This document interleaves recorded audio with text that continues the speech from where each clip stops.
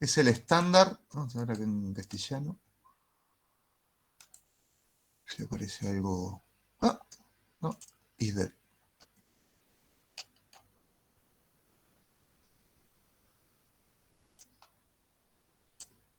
Este sistema de herencia estándar que respeta nuestro Linux es el mismo que respeta Unix.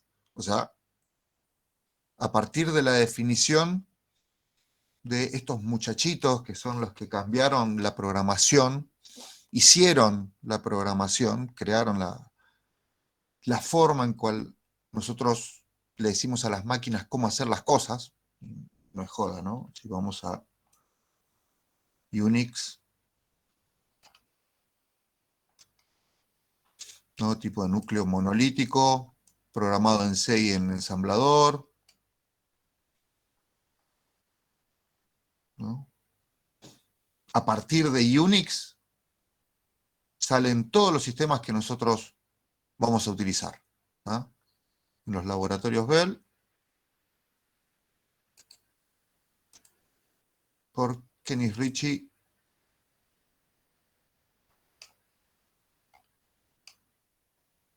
que no me los nombran acá.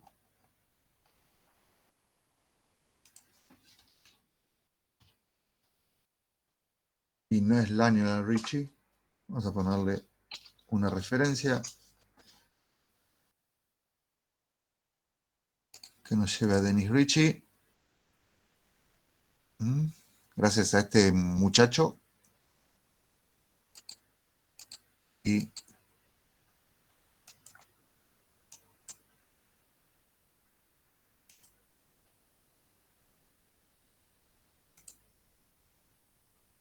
se me murió.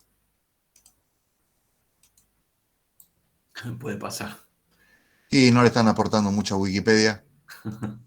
Y se cae.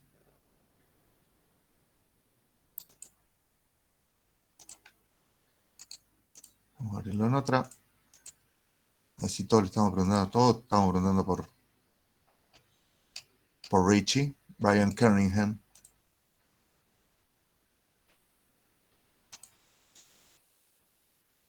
Estos dos muchachitos son los que podríamos decir son nuestros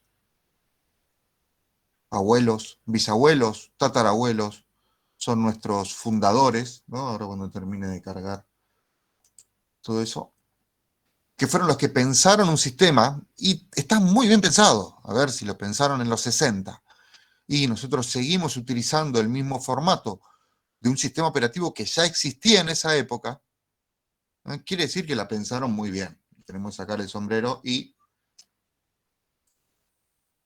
pensar en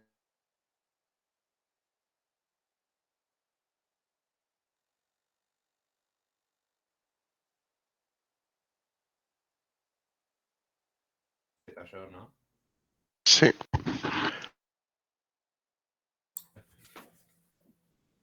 ¿Se desconectó? Parece que se le fue.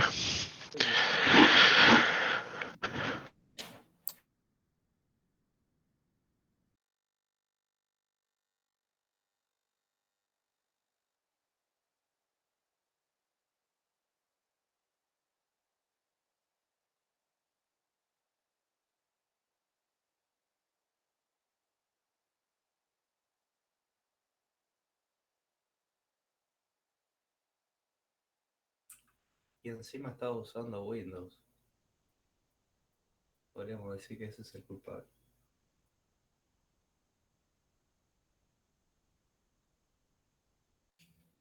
Es posible, ¿eh?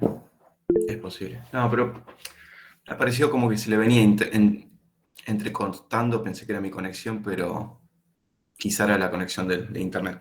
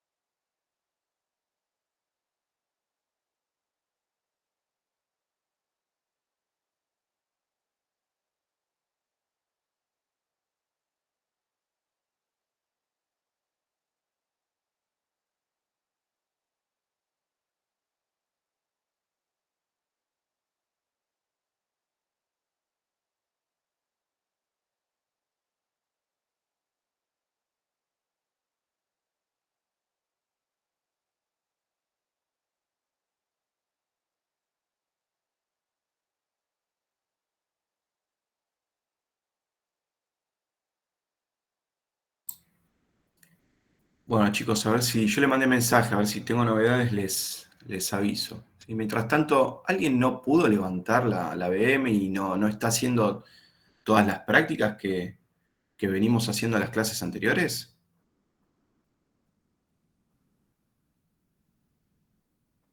¿Nadie? Onda, yo tengo un problema, pero onda, cuando intento montar un disco, ¿Cuándo querés montar un disco? sí, puedo compartir. Sí, igual creaste el disco, ¿no? Sí, las particiones y lo primario, y que quería ver si podía montar cada partición, pero me salía un error. A ver, lo anoté. Ahí te lo digo al error. Pusiste el comando mount Sí, sí. Sudo mount y no me acuerdo qué más. y el disco que vas a montar. Sí, sí, sí. A ver. No, ahí comparto.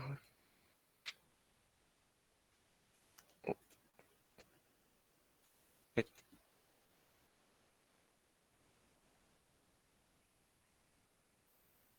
Mira acá.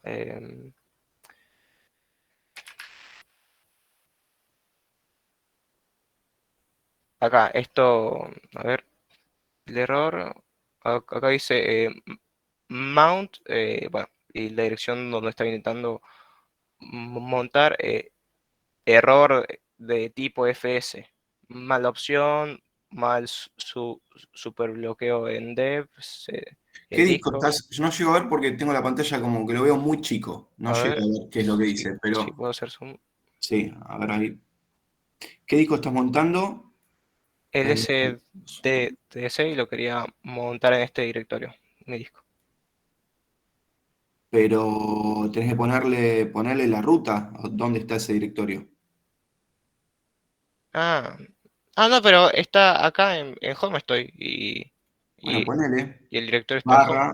ponele barra home, barra tu usuario. A ver,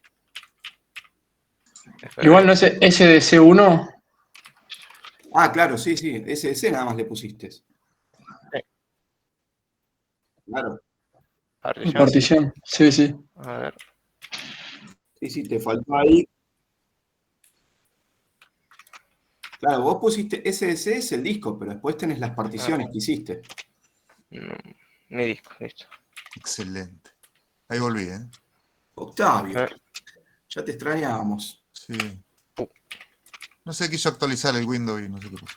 ¿no? Bueno, uno de los alumnos dijo que el problema había sido tu Windows. Sí, sí, literalmente fue mi Windows. Me imaginé. Literalmente.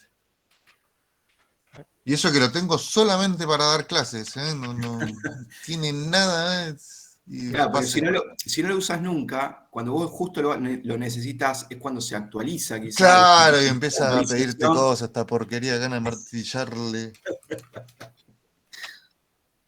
Ay, No, Dios. me sale que no existe el ¿El qué? punto montado, pero está acá, el directorio. Sin la barrita. Le Sí, le agregaste, pusiste una mayúscula. El que está. Ah, no, Este, sí. este intento usar. Mm. le agregaste ¿cómo se llama? La partición que vas a montar. Acá está, ese, Ah, S1. créeme que lo veo recontra chiquito. A ver. Bueno, no sé cómo hacerle zoom Con a mi la Pero no disco. es cosa. porque le Sí, ahí está. diste, cuando hiciste la dirección de mi disco.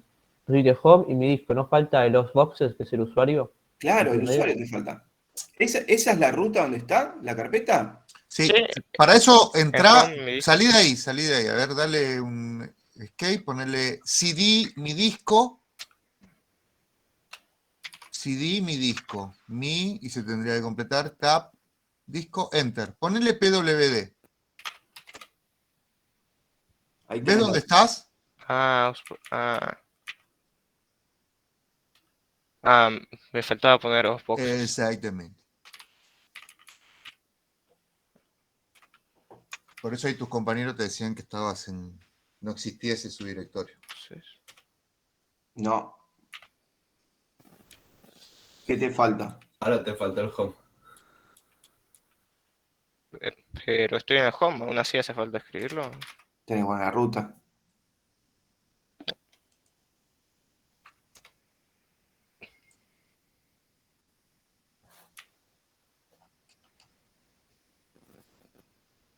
¿Estás- Igual, sí que. No, digo, te iba a preguntar si estás escribiéndolo bien. Sí, onda, porque. Bueno, sí. Igual para asegurarte, te conviene siempre usar la tecla Tab para que te lo autocomplete. Sí.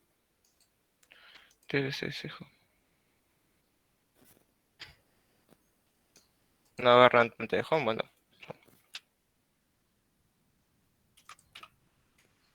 Ah, Ahí era está, ese. te faltaba la barra, sí, sí. A ver, Arrancás del directorio raíz, home. ese. Uy,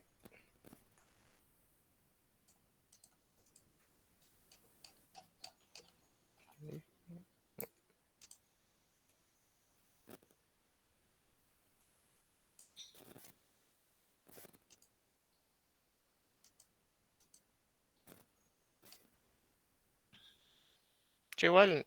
um, no debería aparecer acá otro acceso al disco.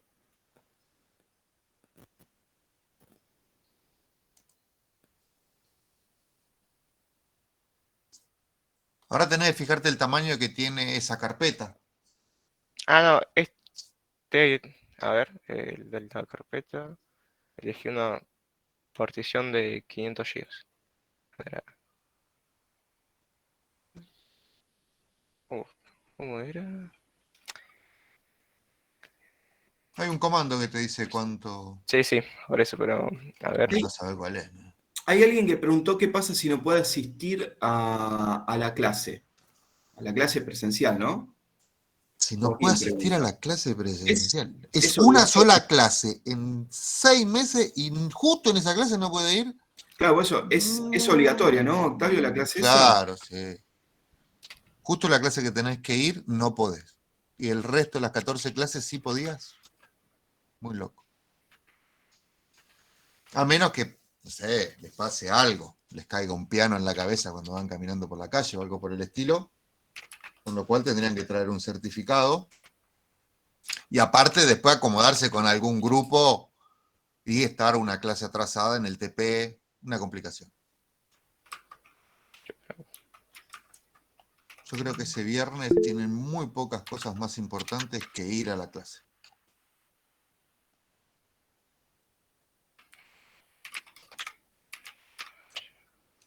Bueno.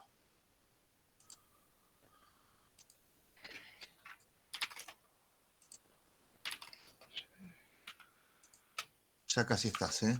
Tenés que poner algún comando, que por ahí en el Classroom estaban algunos comandos que ayudaban a...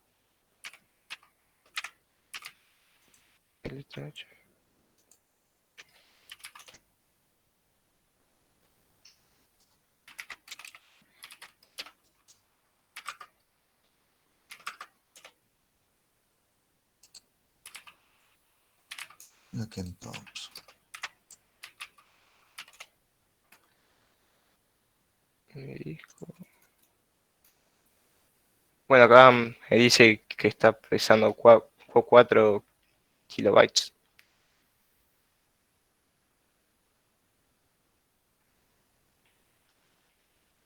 Bueno, Pero no debería pesar 500, o no sé, porque bueno, mi partición es de 500 megas. O sí, ¿y con qué preguntaste? ¿Con qué comando? LTAH. LSLTAH. Sí. A ver, vamos a Si no ver. era. Memoria, comando de almacenamiento.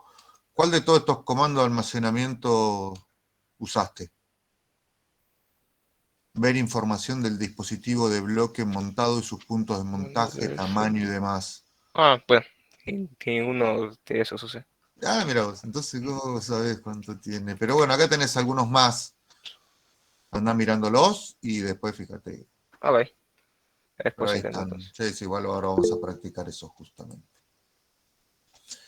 Bueno, como les venía diciendo hasta que mi Windows dijo, che, ¿sabes qué? Me quiero actualizar.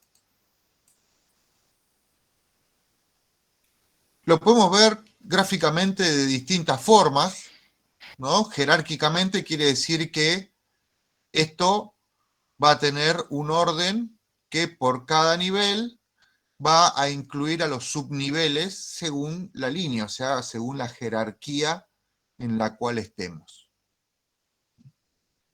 También hay una forma de verlo que es esta, donde está la definición, pero no se ve el lineamiento jerárquico. Están todos acá, nuestros subdirectorios principales, según la distribución o el sistema para el dispositivo que estemos usando.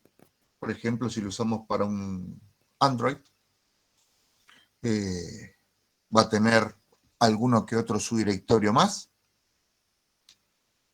Pero nuestra forma de ver estos subdirectorios no es gráficamente, no es geolocalizar dónde está, che, dónde está el subdirectorio, porque una vez que trabajamos con uno, vamos a ver que para llamarlo, no hay mucho subdirectorio que nosotros podamos estar llamando todo el tiempo, ¿no? Por ejemplo, si vamos a utilizar subdirectorio, seguramente vamos a utilizar muchísimo el etc, el opt, y podemos utilizar media hora y los puntos de montajes, pero después nos vamos a quedar siempre con nuestro home, etc, opt, que van a ser nuestros subdirectorios que más vamos a acceder, ¿no?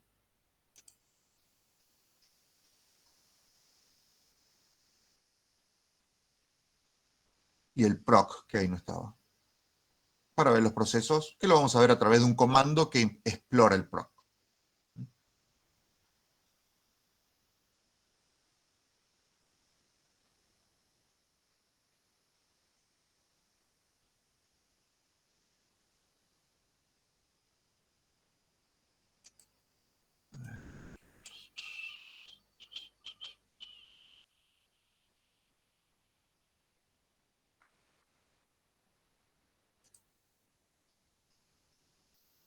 Acá están los muchachos. Brian Kernighan,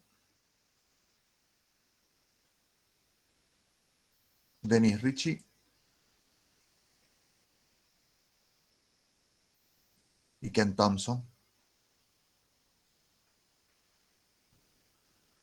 que son los creadores de todo lo que estamos utilizando nosotros. Nosotros programamos y utilizamos el hardware gracias a estos tres muchachitos.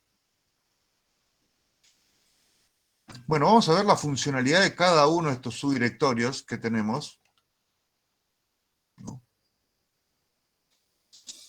Para entender esa organización también tenemos que entender cómo se va a comportar nuestro sistema operativo, ¿no?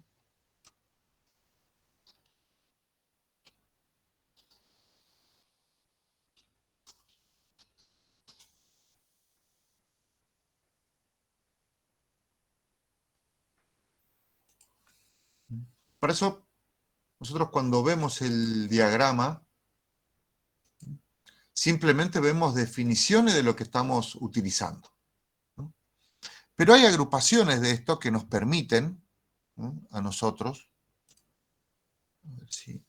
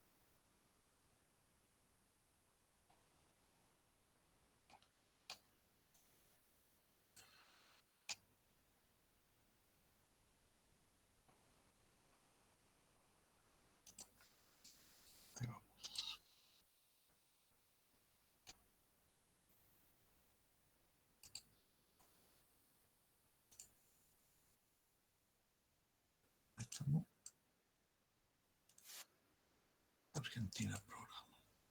Excelente. Entonces,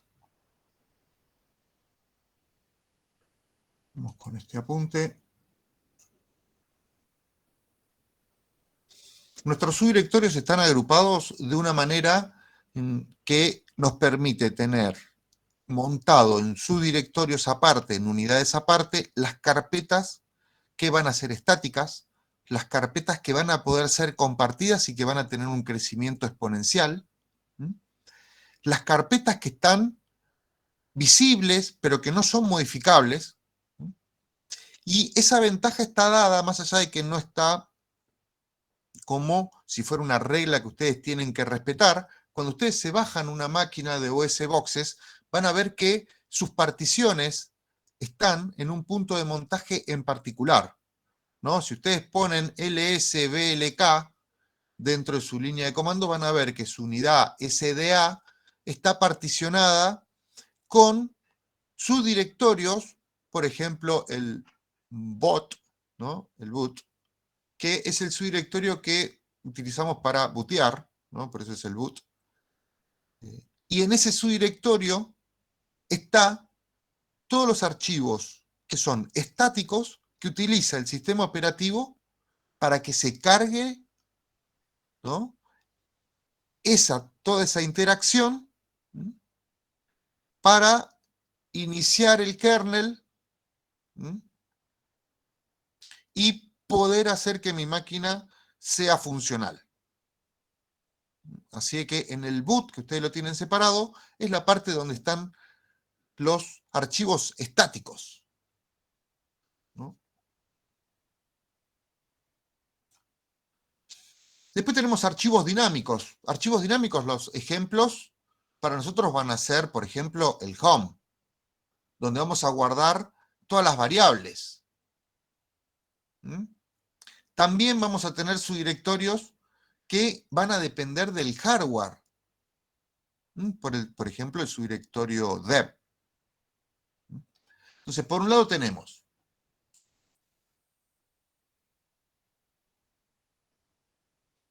primero el subdirectorio raíz, que nuevamente cada subdirectorio puede estar montado en una partición distinta del disco, incluso el root, el directorio raíz. Todos los subdirectorios van a estar apuntados desde el directorio raíz, no importa si están en esta unidad o en otra unidad. Después viene el subdirectorio donde están todos los binarios. Es el primer directorio y aunque dice bin, ¿no? ¿De dónde viene bin? De binario, pero en realidad acá están los ejecutables. Entonces, acá, dentro del subdirectorio bin, tendríamos todos los aplicativos, todos los programas que son ejecutables, que ya vienen con el sistema operativo y que también se encuentran en el SBIN. El bin y el SBIN tienen similitudes porque van a tener programas, son programas que ya están, que para actualizarlo voy a tener que actualizarlo parte del sistema operativo o hacer un upgrade. Ya vamos a ver la clase que viene o la otra, paquetes, y vamos a ver cómo trabaja esto. Pero vamos a tener los llamados binarios, más allá de que tiene los ejecutables. ls, tiramos y está acá. Otro estático es el boot, como decíamos.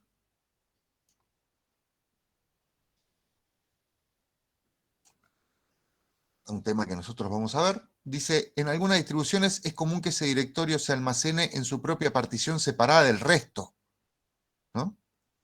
¿Para qué? Porque como es estático, no va a ser modificable, nadie va a tener que escribir ahí, ninguno de mis usuarios conectados a mi servidor van a escribir ahí. El único que va a escribir es el root, el administrador con sudo, ¿no?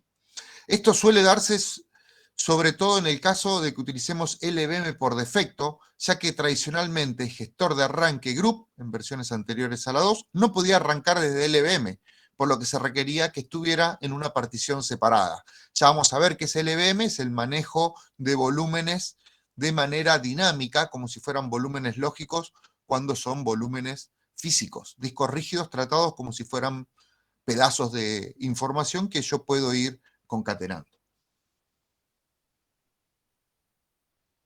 Barra dep.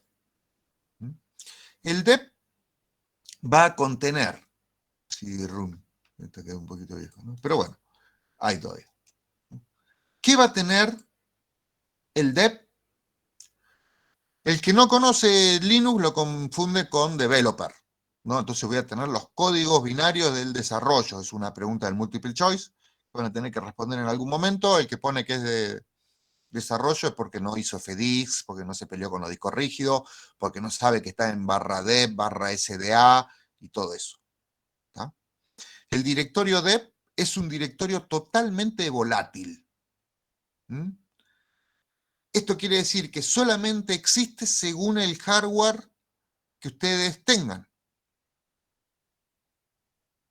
Entonces, si ustedes no tienen ningún hardware, dep no va a tener nada, eso no es posible, pero si ustedes cambian el hardware de un sistema a otro, dep va a ser dinámico, va a ser totalmente volátil, va a depender del hardware que ustedes tengan conectado y que cada vez que conecten hardware, eso se vea en dep.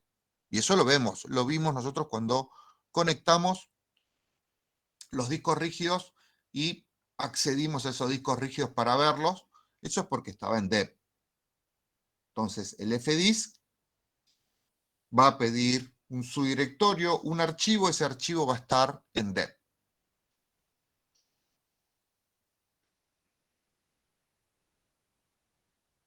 etc. Dice, es el encargado de almacenar los archivos de configuración, tanto a nivel de componente del sistema operativo, así como el de los programas y aplicaciones instalados a posteriori. O sea que todo lo que sea configuración va a estar en etc. Por eso le dije, nosotros vamos a trabajar mucho con etc.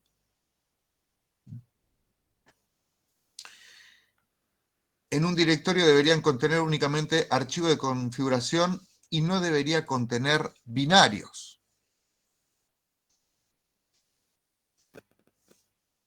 ¿Está?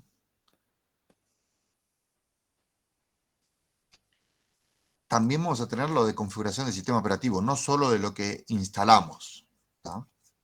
Para tener en cuenta. Home. El subdirectorio home va a tener los home de cada uno de los usuarios. ¿Tá? Es totalmente dinámico, es compartido. Es un subdirectorio al cual todos pueden acceder y todos pueden escribir dentro de su directorio propio, pero dentro de home. ¿No? Barra lib.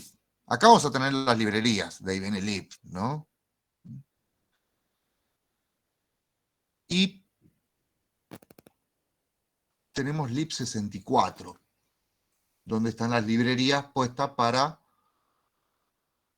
los microprocesadores de 64.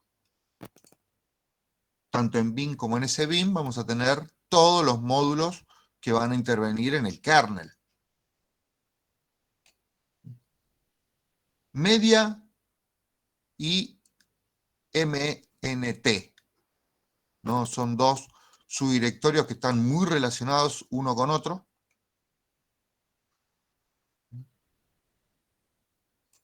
Vamos a volver acá al apunte.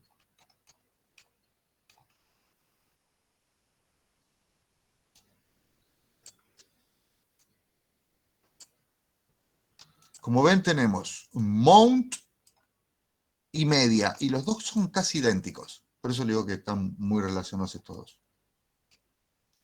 Entonces, media representa el punto de montaje de todos los volúmenes lógicos que se montan temporalmente, ya sea unidades externas u otras particiones de disco. ¿Tá? Si no lo montamos, se monta acá por defecto. En la mayoría de las distribuciones, desde hace ya algún tiempo, cada vez se monta una unidad externa, partición, etc. Esta se monta dentro del directorio media y a su vez dentro del directorio específico dependiendo del usuario del sistema que monte. O sea, va a estar en los dos lugares. Acá va a estar con una referencia que ustedes la van a encontrar apenas lo creen, y lo otro se agrega, pero están los dos puntos de montaje en media. MNT, que viene de mount, ¿no? Es un directorio vacío que cumple las funciones similares a media, pero que actualmente no se suele utilizar, ya que la mayoría de las distribuciones hacen uso de este último para los puntos de montajes temporales. Así que cuando tenemos algún montaje temporal que nosotros no participamos, sino que automáticamente el sistema operativo decide dónde ponerlo, va a decidir según la versión si lo pone en mount o en media, según la distribución que tengan, ¿no? Y cómo quiera organizarlo. OPT, otro subdirectorio que vamos a utilizar mucho nosotros, necesitamos acceder a OPT, dice, en cierto modo vendría a ser como una extensión del directorio user, pero en este caso van todos aquellos archivos de solo lectura que son parte de programas autocontenidos y que por lo tanto no siguen los estándares almacenados de los diferentes archivos dentro de diferentes subdirectorios de user. Entonces, OPT voy a poner todos los subdirectorios y extensiones que vengan que no respeten el estándar que va en user. En user van a ir todos los archivos que pertenecen al sistema operativo, que son archivos que voy a utilizar, que no voy a poder modificar, son de solo lectura, son compartidos, y que van a estar dados por los programas que ya vienen con el sistema operativo y respetan ese estándar. Si ustedes instalan otra cosa, por ejemplo, no sé, Apache, el servidor Apache, y seguro que lo van a tener en OPT, porque Apache no respeta el formato, entonces lo van a tener en OPT y no en use. Proc, nosotros vamos a acceder a proc a través de dos comandos, el top y el ps, y así como el directorio dep, que contiene información totalmente volátil, este es más volátil aún, es totalmente dinámico, y va a ir cambiando según los procesos que ustedes vayan utilizando. Entonces depende enteramente de lo que esté corriendo en el sistema operativo en ese momento. Con lo cual, si ustedes entran a un disco rígido apagado, una máquina que está apagada, al disco rígido, tanto dep como proc no deberían tener ningún dato que no sea el estándar de cualquier dispositivo hasta que arranque, y ahí se empieza a cargar con los archivos de procesos que están en ese momento.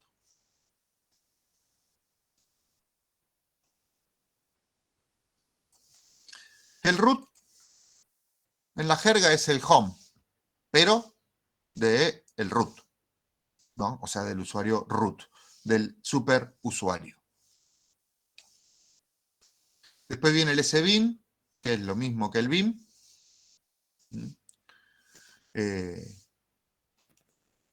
Pero el sbin es más del sistema operativo propio. Esto es de todas las aplicaciones que voy instalando después.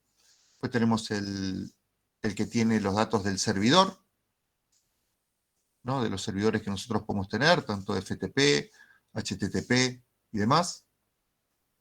El subdirectorio sys, que al igual que el proc, contiene archivos virtuales que proveen información de los eventos del sistema.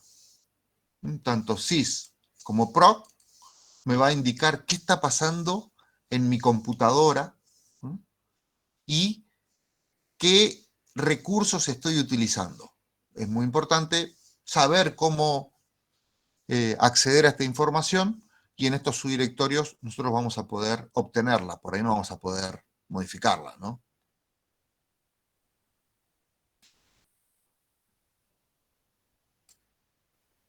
TMP. Como dice acá, como ya da a entender su nombre, archivos temporales. Para nosotros podría ser, por ejemplo, la papelera de reciclaje. Por ejemplo, está el TMP y el VAR. Son dos subdirectorios que mantienen información temporal que es dinámica y pública, pero que se va a borrar, se va a poder eliminar fácilmente. Entonces, estos subdirectorios son utilizados, por ejemplo, si ustedes quieren subir una foto a un servidor, ¿no? Cuando ustedes suben la foto al servidor, supónganse que hacemos una API y que ustedes están haciendo una aplicación para darse de alta, o sea, al Moodle, y suben una foto. Esa foto primero en el servidor se sube en un subdirectorio temporal. A ese subdirectorio temporal se puede acceder con el lenguaje de programación a través de un comando solo, que es el que tiene permiso de lectura sobre ese subdirectorio. Ese comando adentro tiene los permisos de ejecución como si fuera un sudo. Y es el único que puede acceder a ese subdirectorio. Entonces, en ese caso, ustedes usan ese subdirectorio temporal como una caja de pruebas o de almacenamiento temporal de un archivo que viene desde la web. Ese archivo no va a poder salir de ese subdirectorio y solamente va a poder ser abierto por alguien que es superusuario o un comando que se ejecute como superusuario. Entonces, el subdirectorio temporal también lo podemos utilizar nosotros, lo usamos para una interacción web, donde necesitamos que usuarios puedan subir archivos y que esos archivos no lo metamos en cualquier carpeta, o sea, no lo pueden poner en su home. Che, subime un archivo y lo subo en mi home. No. Lo suben en temporal, por defecto, y después ustedes, con alguna instrucción, mueven desde temporal a otro lugar. Y muchas veces no saben ni dónde está temporal. Simplemente ponen la instrucción, y una instrucción como move upload file, y le pasan la dirección de dónde lo van a guardar. Y automáticamente va a buscar ese archivo al subdirectorio TMP.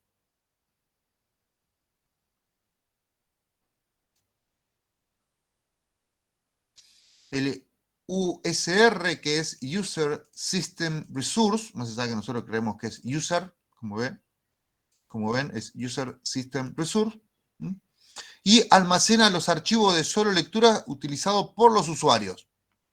Así que no solo los del sistema pueden tener de solo lectura, sino que el usuario también va a tener archivos de solo lectura. ¿Cuáles son esos? Son los que nosotros instalamos. Si nosotros instalamos algo a nuestro sistema operativo, ese programa es muy probable que no sea hecho por el kernel, por el mismo que hizo el kernel de Linux, sino que sea una aplicación externa, como la mayoría de las aplicaciones que usamos en Linux. Seguramente vamos a tener algunos archivos que se van a instalar en este subdirectorio para que ese programa funcione y se pueda leer a partir de este usuario. Toda esta separación de subdirectorios es para que cada usuario tenga su funcionalidad perfectamente controlada y la seguridad del sistema también esté encapsulada. No es que estos subdirectorios están simplemente por un orden de qué va a contener, sino que cada uno respeta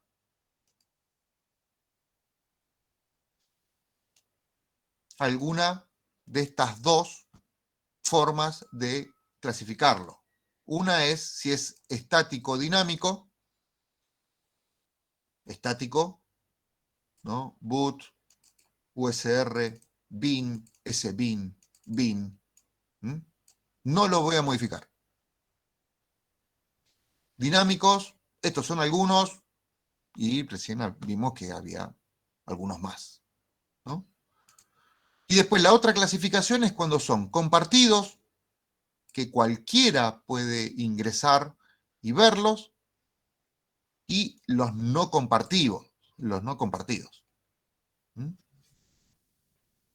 Así que respetando estas dos clasificaciones, una es si va a ser modificado o no, y la otra si va a poder ser accedido. Hacen que nuestros subdirectorios tengan doble funcionalidad. Primero, almacenar los archivos y después hacer la clasificación para mantener los estáticos estáticos y que nadie pueda modificarlos, y los dinámicos dinámicos y compartidos según con quién tengamos que compartirlo, ¿no? Con otro usuario o con el superusuario. VAR. El VAR es el que vamos a inspeccionar casi siempre que instalemos programas o hagamos modificaciones. Contiene todos los archivos de información del sistema, incluyendo los logs. Y cuando nosotros escribimos un log de nuestra aplicación, de nuestro programa, y le decimos que lo escriba el sistema operativo, nosotros, ¿qué vamos a hacer? Lo vamos a guardar acá. Así que nosotros podríamos utilizar el VAR para tener toda la gestión y todo el control de la gestión de nuestro sistema operativo, ya que, como dice acá, lo podemos usar como un registro de lo que va pasando. Y en informática forense, cuando ustedes ingresan a una máquina, por supuesto la máquina no se puede prender, porque el disco rígido lo primero que va a hacer es va a empezar a cambiar todos los archivos. Imagínense que ustedes están haciendo una operación de forense y prenden la máquina. Lo primero que hace es, todos los directorios que eran volátiles, la información que tenían almacenada la borra y la crea de vuelta según el hardware que tiene ahora, con lo cual va a crear los archivos con la fecha de hoy. Eso anula toda prueba forense. Entonces ustedes tienen que abrir el disco rígido desde otro lugar, ¿no? Cuando abren ese disco rígido de otro lugar, ¿dónde van a ver los logs del sistema? ¿Cuándo se prendió, cuándo se apagó? En VAR.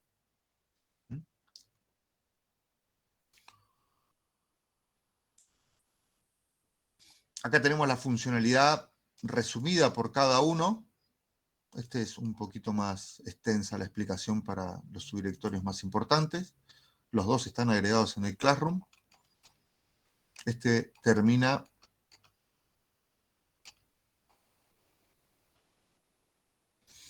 con la definición de los tipos de archivos.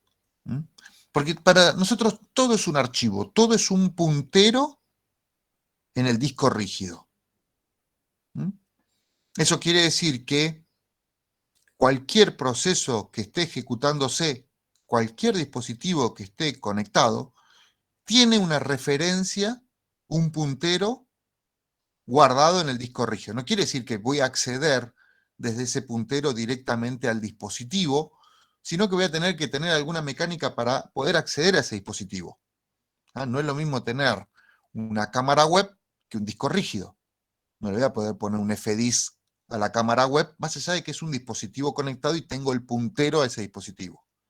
No sé, por ahí pruébenlo, por ahí anda una cámara web, pero medio que no va a andar, ¿no?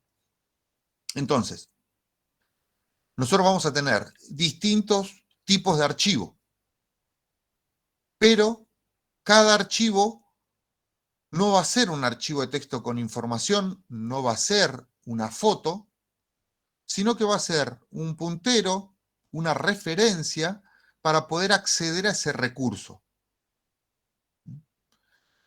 Como dice acá, nosotros cualquier tipo de archivo existe, hasta un socket, una tubería o pipes, que es lo mismo. O sea que un puerto de comunicación también va a ser un archivo. Vamos a ver dónde encontrarlos, ¿no? Entonces, vamos a tener archivos directorios, archivos comunes y los especiales. Archivo de subdirectorio o archivo de directorio son archivos que contienen punteros a los archivos comunes. Los archivos comunes van a contener información que puede ser cualquier cosa, incluso punteros a otros archivos. Pero la idea de que los archivos comunes es que tengan directamente información separada en los clústeres del disco rígido, ¿no? Y después los archivos especiales que van a tener directamente punteros, referencias hacia nuestros dispositivos. Archivo de directorio, lo que ustedes conocen como su directorio, tienen punteros, y esos punteros pueden estar referidos a archivos comunes o archivos directorios y tener otro subdirectorio. Es un puntero al disco rígido, en donde empieza ese archivo, y ese archivo puede contener, como les dije, archivos comunes, o puede tener otro archivo directorio que va a ser como si fuera un archivo común, pero en realidad va a tener un puntero de todos los archivos comunes que tiene adentro. Para los que vienen de Windows, que son todos, archivos directorios son los subdirectorios y archivos comunes son el resto de los archivos. ¿Vamos? Archivos comunes y archivos especiales. Como dice acá, los especiales, la mayoría de estos archivos los encontramos en /dep. ¿Por qué? Porque en /dep estaba el subdirectorio volátil que dependía del hardware.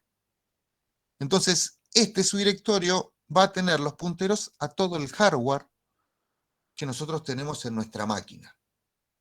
Por eso es el que contiene la mayoría de los archivos especiales, ¿no? Importantísimo el nombre de los archivos, ¿no? Como dice acá, a la hora de nombrar archivos, hay que respetar las reglas. Si no respetamos las reglas, va a funcionar mal. Actualmente pueden llegar hasta 255 caracteres. Es case sensitive. Así que es mejor que se complete solo el nombre del archivo que lo escribamos. Pues si lo escribimos con minúscula y había una mayúscula, no lo va a encontrar nunca. Por eso está bueno utilizar la consola y que se autocomplete, porque es case sensitive. Así que distingue entre mayúsculas y minúsculas. Y como dice acá, no podemos utilizar caracteres que están reservados para hacer una interacción porque provocarían una confusión. Entonces, todo carácter que sirve para realizar una operación en bash no va a poder ser utilizado dentro del nombre. Porque si no, si ustedes incluyen el nombre del archivo, puede ser ejecutado como si fuera una instrucción ese nombre, ya que tiene un carácter que es reservado para la bash. Esto es un problema que en los lenguajes de programación, por ejemplo en SQL, hay una falencia de seguridad que se llama SQL injection, que es que permitan los desarrolladores de esas páginas, igual hay páginas preparadas para que ustedes hagan SQL injection y practiquen, si buscan están, donde ustedes pueden escribir en el login, por ejemplo le piden usuario y password, y ustedes ponen de usuario comilla, guión, drop table, y punto, dan enter, y eso ejecuta un drop table en la base de datos y borra la base de la tabla usuarios, ¿no? Eso es una falencia de seguridad en donde ustedes están colocando caracteres que son reservados para las consultas dentro del texto, que después cuando el desarrollador que hizo mal la página y por eso es falible y tiene ese problema, cuando ejecuta la consulta le rompo la base de datos con SQL injection, o peor, le traigo el listado de usuarios. Entonces le digo _ select asterisco from usuarios clave y password, que me traiga asterisco, que me traiga todo. Entonces me trae todos los datos de los usuarios, o los mails, o las cuentas, o los ID, ¿no? Entonces, de la misma manera, en nuestros archivos no podemos poner caracteres que pertenecen a la shell script, porque podrían provocar un error. Rutas y archivos. Ustedes, como utilizan el sistema operativo desde su home, su parcial va a tener que ser ejecutado desde su home. No van a poder navegar al siguiente subdirectorio o salir de un subdirectorio para moverse a otro. Van a tener que trabajar desde su home. Y para eso ustedes van a tener que saber la ruta. Ahora, eso es casi verdad, porque ustedes no tienen que saber la ruta, ustedes tienen que saber cómo llegar. Entonces, si ustedes ponen, por ejemplo, quieren crear un subdirectorio dentro del subdirectorio parcial que está en su home. Entonces, ustedes van a poner mkdir, espacio, barra, parcial, tab, barra, y después van a poner el nombre del subdirectorio. No van a tener que hacer cd, parcial, y después hacer el mkdir. Eso estaría mal. Ustedes tendrían que, desde su home, crear primero el subdirectorio parcial, y después, dentro de parcial, con otro comando, crear el subdirectorio .1. O el subdirectorio padre, hijo, y algún subdirectorio más. Todo desde su home. Eso quiere decir que ustedes tienen que saber en dónde están parados y cómo referenciarse. Por ejemplo, les digo, tráiganme todos los archivos que están en etc, guárdenmelo en un archivo en el subdirectorio parcial /2 de su home. Ese es el enunciado del parcial. Entonces, ustedes desde su home tienen que traer todos los directorios de etc, guardarlos en un archivo, ese listado, o sea, es un ls sobre ltc y lo guardan sobre listado de archivos. ¿Mm? Y eso va a tener que estar creado en otro subdirectorio dentro de su home, dentro de la carpeta parcial. Para hacer todo eso, ustedes tienen que saber dónde están, y el comando va a quedar guardado porque va a quedar en el historial. Entonces, ustedes cuando entregan el parcial y presentan pantalla, lo que van a tener que presentar es el historial de su consola. Y ahí va a estar todos los comandos que ustedes ejecutaron, y se va a ver si ustedes lo hicieron desde su home o estuvieron haciendo CD, entrando y saliendo. Así que la ruta de los archivos es algo muy importante, y ustedes tendrían que pararse desde su home y hacer todo desde ahí. No hacer nunca más un CD nada. Todo desde ahí. Ese es un desafío lindo para encarar desde ahora. Bueno, como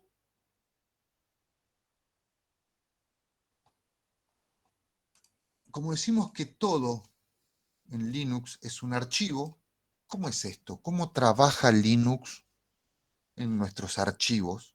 ¿No? ¿Y cómo es que yo lo puedo referenciar? Hay un concepto que es el inodo. El inodo, para nosotros, a ver...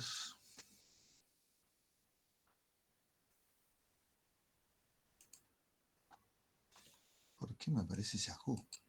Acá. Yahoo, ¿no?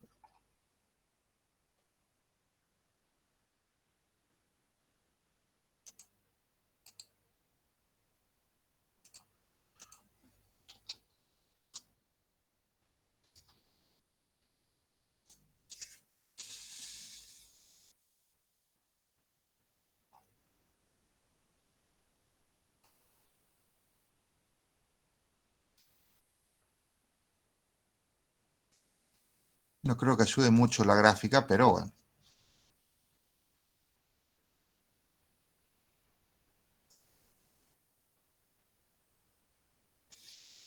Como ven acá, yo lo que estoy teniendo es punteros que van apuntando a distintos lugares, ¿no? Pero este F6, ¿no?, que está acá referenciado.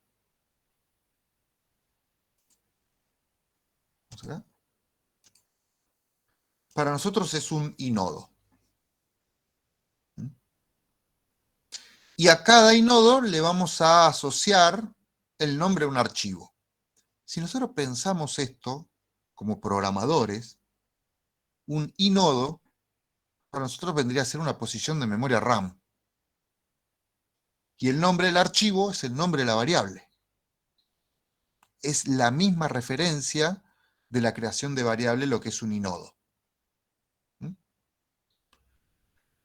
Entonces, a simple vista, como dice acá, pareciera que en un mismo archivo no podemos asociar varios nombres, pero gracias a los enlaces esto es posible. Existen dos tipos de enlace, enlace físico duro y enlace simbólico.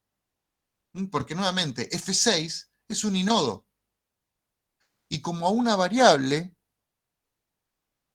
yo le puedo asignar un solo valor, pero ese valor puede estar referenciado por varias variables en memoria RAM. Estamos todos hasta ahí, ¿no? Saben todo lo que estoy hablando. Un puntero y dos variables que apuntan al mismo puntero. Tenemos la variable nombre y nombre 2, y las dos tienen el mismo nombre. ¿Ah? Esa relación es de un puntero, donde si cambio el nombre de una, la otra va a cambiar también. ¿Hasta ahí estamos todos de acuerdo? ¿Eso lo vieron en programación?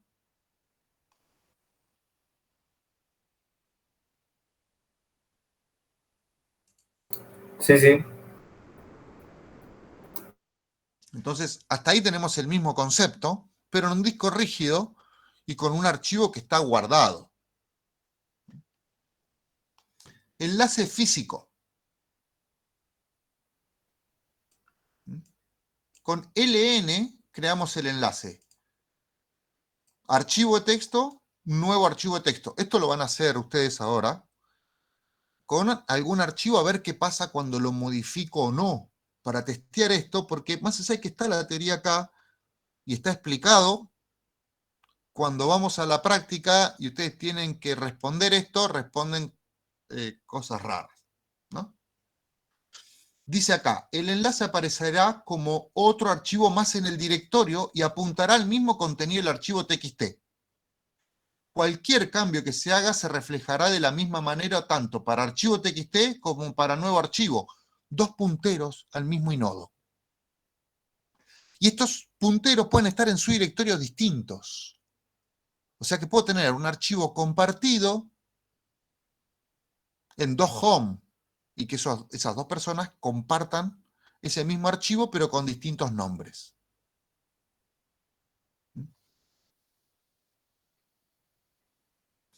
Un enlace se puede borrar usando el comando rm de remove de la misma manera que se borra un archivo. Sin embargo, el contenido del inodo no se eliminará mientras haya un enlace físico que le haga referencia.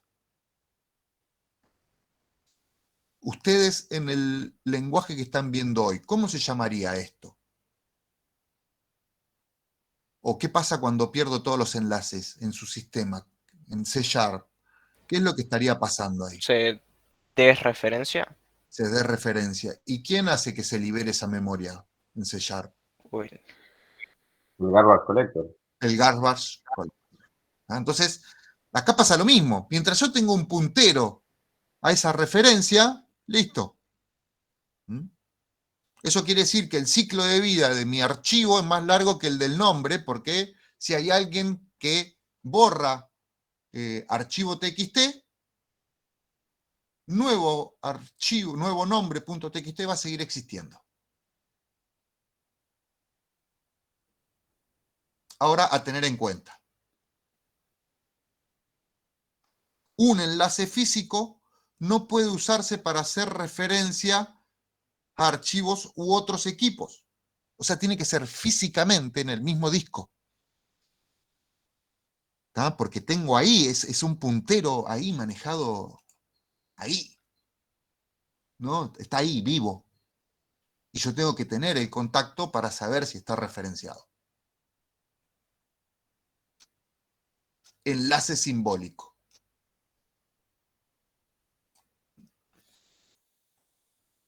es una etiqueta o un nuevo nombre asociado a un archivo, pero a diferencia de los enlaces físicos, el enlace simbólico no contiene los datos del archivo. ¿Cómo? No contiene los datos del archivo. Simplemente apunta al registro del sistema de archivo donde se encuentran los datos. Tiene mucha similitud con el acceso directo de Windows o un alias de OS X. Es como un link al verdadero link al archivo. ¿Puntero a puntero, por decirlo así? ¿O? Claro, un puntero al puntero verdadero. Acá lo que estoy haciendo es apuntando al mismo inodo. Los dos apuntan al mismo inodo. En este caso, este apunta a este y este adentro apunta al otro.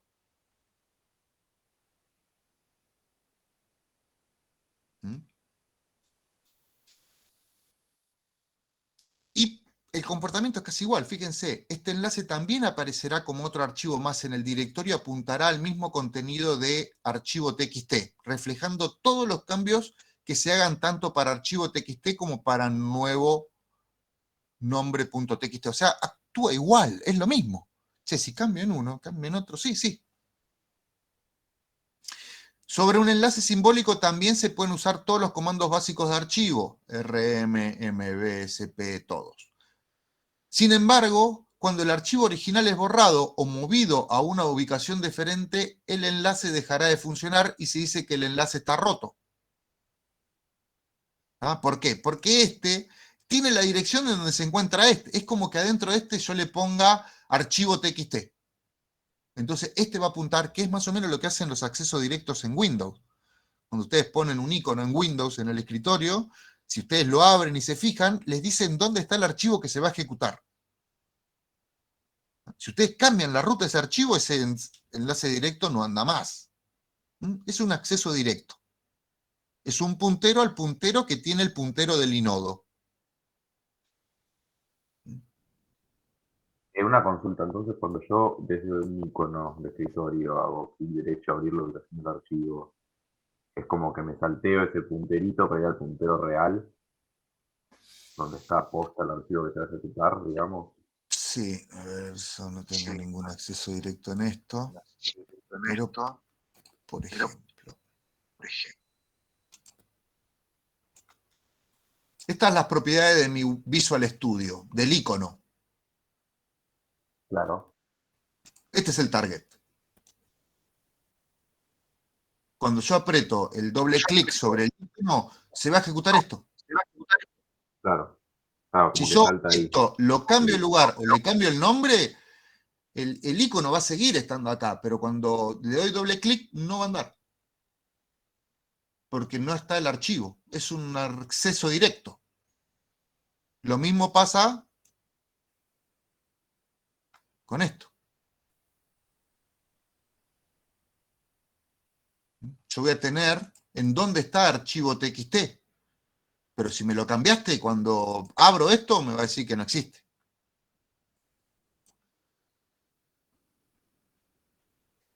Esa es la diferencia entre uno y otro.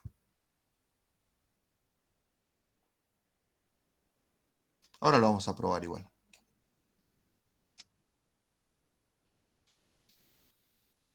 Continuamos, lo van a probar ustedes en sus máquinas. Son o con S o sin S. ¿Está? Este no lo vamos a poder mover y tiene una ventaja. Como el subdirectorio al que yo estoy apuntando puede ser cualquier cosa, acá le puedo poner un www y que vaya a buscarlo un servidor, o la IP y el puerto. ¿Está? Así que la ventaja del enlace simbólico es que puede ser un acceso directo a un recurso compartido en red o en Internet.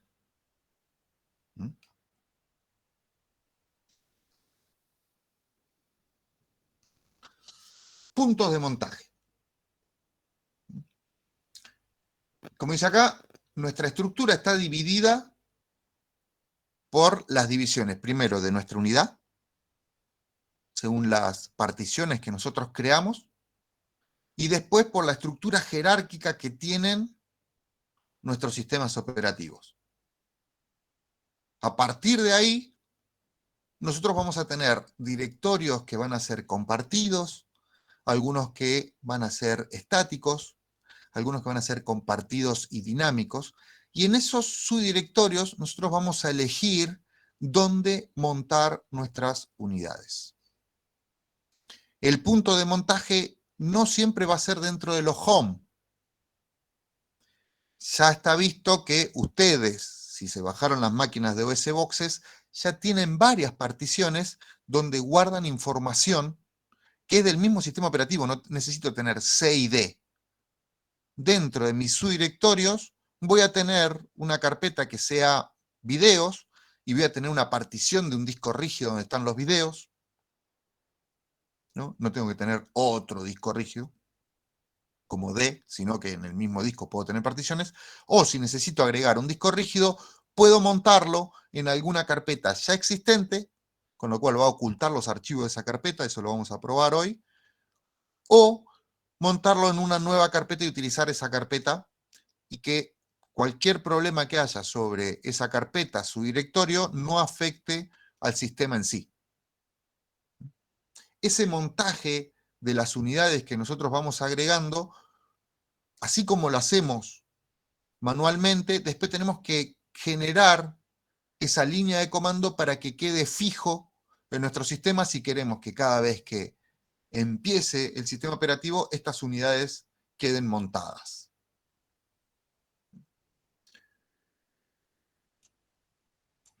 Como dice acá, para que estas particiones estén desde que inicia la máquina presentes y montadas, porque si no van a estar solamente en media, en dep y en media. Si las formateamos, van a estar en dep y en media. Si no las formateamos, van a estar solamente en dep, va a estar el SDB, hasta que nosotros no hagamos el SDB1, el SDB2, el SDB3, el SDB4, que son todas primarias, ¿no? Y empecemos con la extendida, que ¿cuánto pesaba la extendida? ¿Alguno recuerda cuánto pesaba? Un K, ¿no? Sí, algo por el estilo, muy bien. El Y después Iron vienen Byte, ¿no? todas las lógicas, sí, me decían 18 GB, me volví a leer, ¿no? Para que todo eso quede montado cada vez que empieza, nosotros vamos a tener que meternos en el archivo fstab y modificarlo. En el Classroom tienen el comando que deberían utilizar o cómo deberían hacerlo. Si nosotros queremos hacerlo manualmente, que lo primero que vamos a tener que hacer es utilizar el comando mount, donde le pasamos el dispositivo del subdirectorio y después las opciones.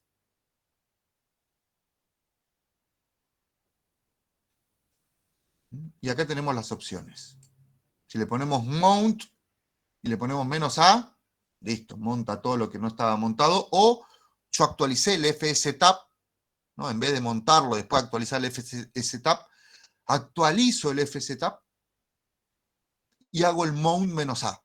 A ver si me monta eso que yo hice que quede montado, ¿no? Si funciona ahí, la próxima vez que arranque Linux lo va a dejar montado. La mayoría de los ejercicios que nosotros hacemos no utilizamos el fstab.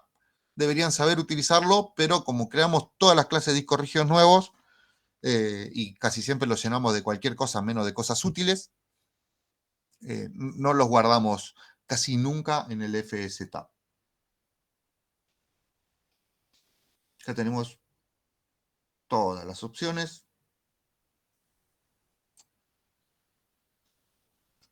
Hasta el remove.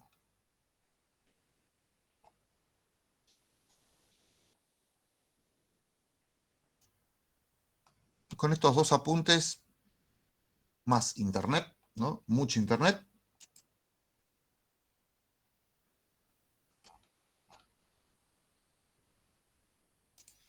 No hay mucho más que sumar, más que algún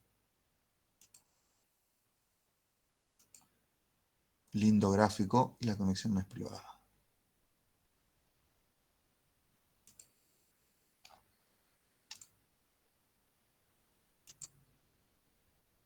¿Por qué no es seguro? Porque no pagó el SSH.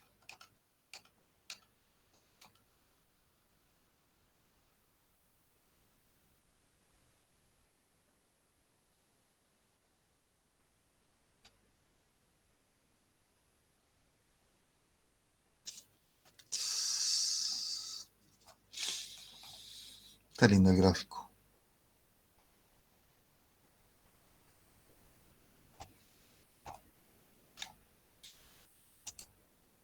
Bueno. Consultas de punto de montaje y archivos.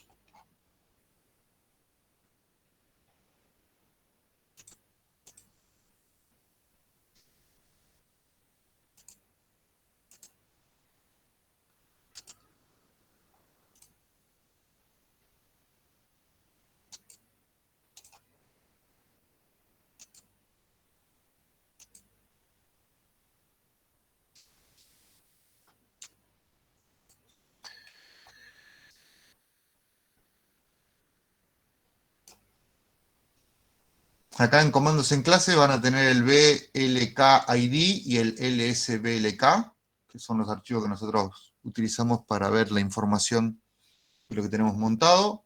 Cómo editar puntos de montajes con BIM, bin etc fstab, y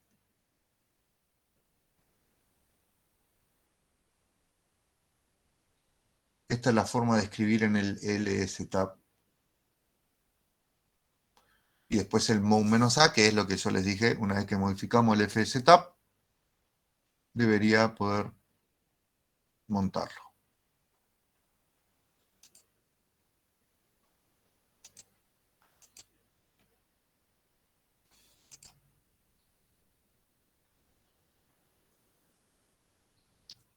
Acá tenemos un ejercicio que primero van a tener que crear en su home, estos subdirectorios.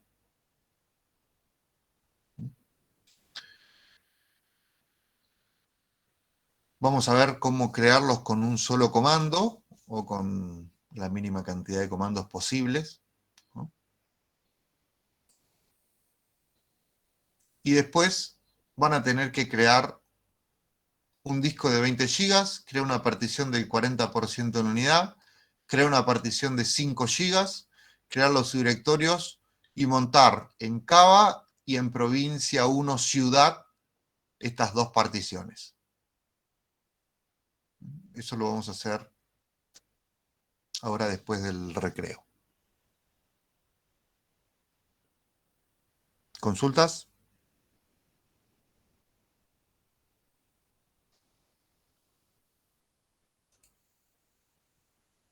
Profe, Diga.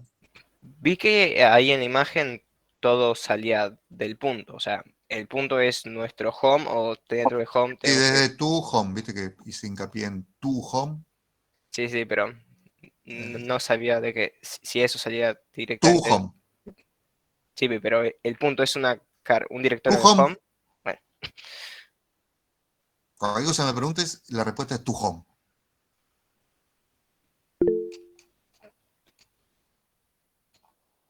Si lo haces de otro lado, medio que va a ser de tu home. no, sí, pero por ahí lo hago en la carpeta video. Yo qué sé, que sigue estando en el home, pero no es la carpeta correcta del home para hacerlo. Tu home.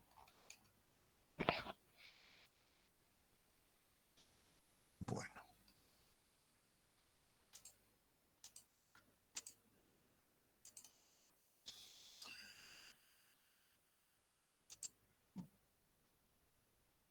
Perfecto. Bueno, volvemos 10:30